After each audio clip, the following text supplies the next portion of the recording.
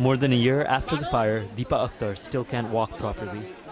She was a worker in the Tazreen garment factory. In late 2012, over 100 of her colleagues died when the factory caught fire. Desperate to escape, Deepa jumped from the third floor. She broke her foot. I can't say who took me to the hospital. My husband was running around looking for me. He couldn't find me. I was pregnant at the time, and at the hospital I miscarried. I was 4 months pregnant. Deepa is at a makeshift health camp at a school near the factory site. The doctors here offer low-cost treatment for survivors of the fire. Many, like Deepa, can no longer work and can't afford proper care. The disaster might be in the past, but their health problems are not.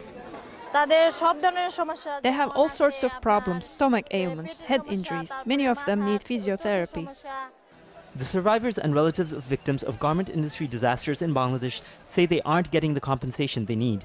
Garment owners say the focus on their industry is unfair.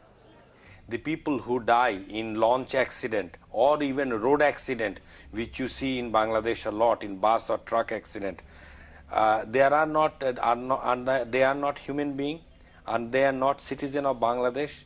Why the labor leaders are not talking about those victims as well? After the blaze at the Tazreen factory, this school porch was lined with the bodies of those who died, many of them charred beyond recognition. Because of the difficulty in identifying some bodies, in both the Tazreen disaster and the Rana Plaza factory collapse, DNA testing has become a key factor in making sure that families of victims receive compensation. This is Bangladesh's only DNA analysis facility.